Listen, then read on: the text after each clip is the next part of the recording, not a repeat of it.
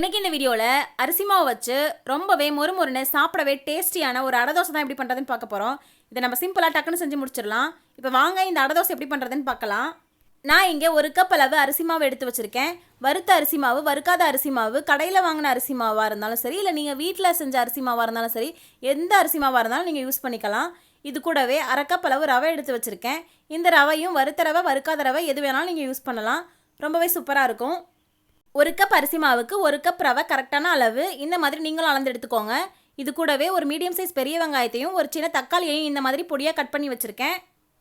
நீங்கள் விருப்பப்பட்டால் இதில் சின்ன வெங்காயம் கூட சேர்த்து செஞ்சுக்கலாம். இது கூடவே ஒரு 2 ஸ்பூன் மட்டும் தேங்காய் துருவல் எடுத்து வச்சுருக்கேன். இதுக்கு தேங்காய் அதிகமாக தேவைப்படாது, இந்த அளவே போதுமானது. இது கூடவே 1/4 டீஸ்பூன் மஞ்சள் தூள், அரை டீஸ்பூன் மிளகாய் தூள், இந்த அடை தோசைக்கு தேவையான அளவு உப்பு எடுத்து வச்சுருக்கேன். உங்களுக்கு மிளகாய் தூள் சேர்க்க விருப்பம் இல்லைனா பச்சை மிளகாயை கூட நீங்கள் இதில் பொடியாக கட் பண்ணிட்டு சேர்த்துக்கலாம். இது கூடவே ஃப்ரெஷ்ஷாக கொஞ்சம் கருவேப்பிலை மல்லியை இந்த மாதிரி பொடியாக கட் பண்ணி எடுத்து வச்சுருக்கேன்.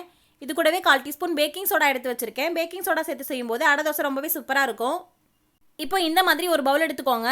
இதில் நம்ம எடுத்து வச்சிருந்த எல்லா பொருட்களையும் 1 by 1 சேர்த்துக்கோங்க. எப்போதும் இட்லி தோசைன்னு இல்லாமல் இந்த மாதிரி டிஃப்ரெண்ட்டான டிஃபனும் ட்ரை பண்ணி பாருங்கள். உங்கள் வீட்டில் இருக்கிற எல்லாருமே ரொம்பவே விரும்பி சாப்பிடுவாங்க. இதை நீங்கள் மார்னிங் டிஃபனாக கூட செஞ்சு சாப்பிட்லாம். ஈவினிங் ஸ்நாக்ஸாக கூட குழிப்பு நேர சட்டையில் ஊற்றி கூட சாப்பிட்லாம். ரொம்பவே சூப்பராக இருக்கும். உங்ககிட்ட மெஷரிங் கப் இல்லைனா உங்கள் வீட்டில் இருக்கிற ஏதாவது ஒரு கப் இல்லைனா டம்ளரில் கூட நீங்கள் இந்த மாதிரி அளந்து எடுத்துக்கோங்க. ஒரு கப் அரிசி மாவுக்கு அரை கப் ரவை கரெக்டாக இருக்கும்.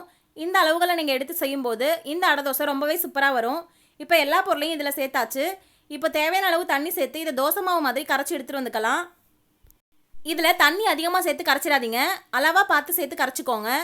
பாருங்கள், இந்த மாதிரி கன்சிஸ்டன்சியில் தான் மாவு இருக்கணும். அப்போ தான் அடை தோசை ரொம்ப சூப்பராக பர்ஃபெக்டாக வரும். இப்போ இதை ஒரு மூடி போட்டு மூடி ஒரு 10 நிமிஷம் மட்டும் நம்ம ஊற விட்டு எடுத்துக்கலாம். இந்த மாதிரி 10 நிமிஷம் ஊற விட்டு நம்ம அடை தோசை செய்யும்போது அடை தோசை ரொம்பவே சூப்பராக இருக்கும். இந்த அடை தோசை மாவில் நீங்கள் கேரட் கூட துருவி சேர்த்துக்கலாம், இல்லைனா முருங்கைக்கீரை கூட சேர்த்து செய்யலாம். நான் இங்கே எதுவுமே சேர்க்காம சிம்பிளாக தான் செய்கிறேன். இப்போ பாருங்கள், 10 நிமிஷம் ஆயிடுச்சு. மாவு நல்லா ஊறி ரெடியாகிருக்கு. நாம் சேர்த்த அரிசி மாவு ரவலாம் சூப்பராக ஊறி வந்திருக்கு.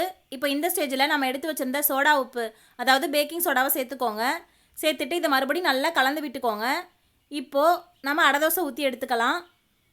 இந்த அடை தோசையை கண்டிப்பாக நீங்கள் உங்கள் வீட்டில் ட்ரை பண்ணி பாருங்கள். ரொம்பவே டேஸ்டியாக இருக்கும். இப்போ ஸ்டவ் ஆன் பண்ணி இந்த மாதிரி ஒரு தோசைக்கல்லை வச்சுக்கோங்க. இந்த கல் சூடானதுக்கு அப்புறமா இதில் கொஞ்சமாக மாவு எடுத்து சேர்த்துக்கோங்க. இந்த தோசை மாதிரி ரொம்ப மெலிசாக இல்லாமல் கொஞ்சம் மொத்தமாகவே ஊற்றி எடுத்துக்கோங்க.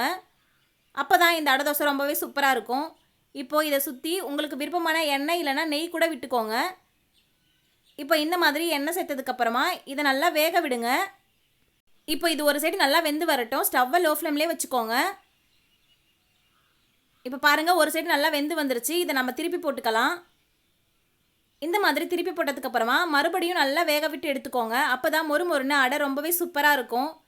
இந்த மாதிரி எல்லா மாவையும் அடைகளாக ஊற்றி எடுத்து ஒரு பிளேட்டுக்கு மாற்றி வச்சுக்கோங்க. இது கூட உங்களுக்கு விருப்பமான சட்னியை வச்சு சாப்பிட ரொம்பவே சூப்பராக இருக்கும்.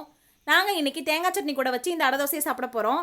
அரிசி மாவு வச்சு ரொம்பவே சூப்பரான கிறிஸ்பியான இந்த அடை தோசையை நீங்களும் உங்கள் வீட்டில் ட்ரை பண்ணி பார்த்துட்டு எப்படி இருந்ததுன்னு மறக்காமல் கமெண்ட்டில் சொல்லுங்கள். இந்த வீடியோ உங்களுக்கு பிடிச்சிருந்ததுன்னா லைக் பண்ணுங்கள், ஷேர் பண்ணுங்கள். இந்த மாதிரியான நிறைய வீடியோஸ்க்கு மறக்காமல் ரச்சு விலாக்ஸ் சேனலை சப்ஸ்கிரைப் பண்ணிவிடுங்க.